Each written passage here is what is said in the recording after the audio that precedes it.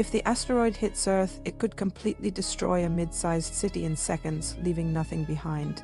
If it crashes into the ocean, it could create massive tsunamis, flooding entire coastlines and changing the land forever. Asteroid 2024 YR4, discovered in December 2024, is being closely monitored due to its potential collision with Earth on December 22, 2032. Initial estimates place the chance of impact at 1%, but recent observations have raised it to 2.3%.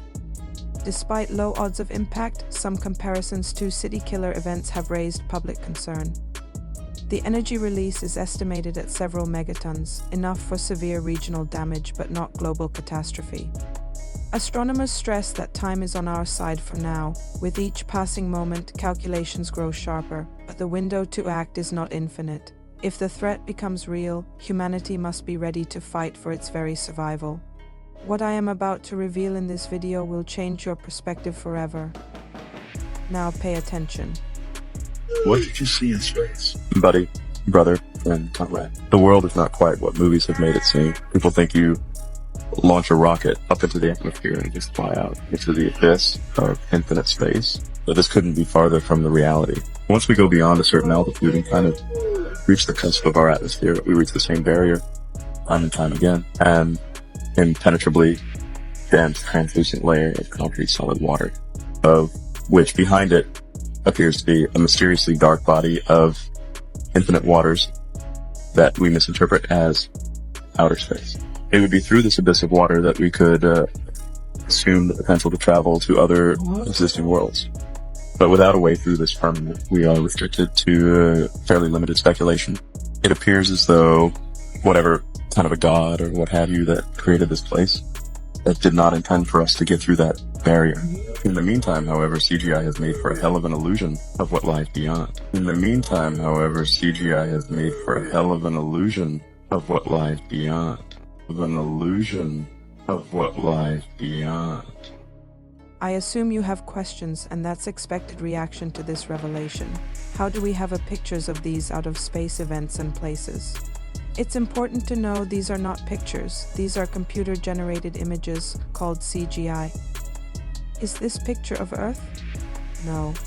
If you do want to see Earth real footage, I would recommend to watch, for example, weather balloons or private drone expeditions videos that show unedited image of the place we live on.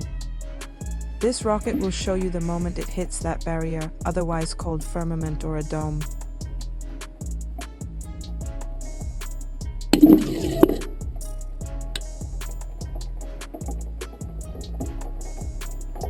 But if we were to observe the rocket from below, we would see this. So question number 1, can we get hit by asteroids if we had such barrier around us? I won't answer this for you as it's simple conclusion, but the real question is what can hit us if that's not an asteroid? And that's even scarier. Here is another puzzle. Alexa, is there an agenda to depopulate the Earth? From answerbag.com. Agenda 2030 will depopulate most areas. Agenda 2023 has already been soft launched and it contains many layers targeting your lifestyle. Pay attention. Agenda 2030 consists of 17 sustainability goals. So that means that elected and some not so elected politicians came together and agreed that if only every government in the world would adhere to these 2030 aims, some might say instructions, we could eradicate poverty, improve health and education, reduce inequality, tackle climate change, and so on. It will basically say that you're going to have to make some improvements to your house, and you're going to pay for that out of your own pocket as well. If you are renting, your landlord will be sending you a letter where it says that due to increased costs, we're going to have to increase the monthly rent. What we're talking about here is something with a very boring name. I made a note here. It's called Energy Performance of Buildings Directive. That's in the EU. Now, if you live outside of Europe, this will probably in a very short while be a thing in your country as well. This is something that comes out of the World Economic Forum. Just take your house. Now, this is obviously an attack on the middle class, and we have seen quite a lot of those lately. I believe that home ownership is what defines the middle class. And if you take that away, and if you make that standard of living that most people associate with the middle class, if you make that too expensive for most people, then effectively you have killed the middle class. Then you have the very rich and you have the poor. And we will be very, very close to a feudal system, or feudalism 2.0 as I have nicknamed it. I believe that big international companies will seize these properties, most likely.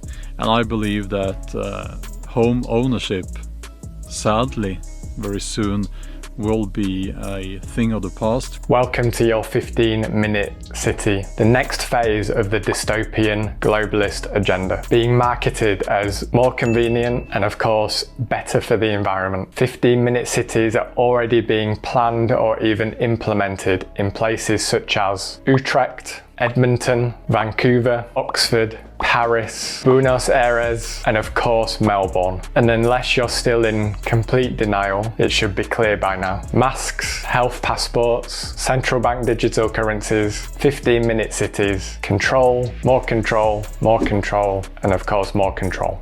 And our partner Accenture, which we've interviewed and sought input from over 300 executives globally. The most striking finding that we found is that 93% of cyber leaders and 86% of cyber business leaders believe that the geopolitical instability makes a catastrophic cyber event likely in the next 2 years.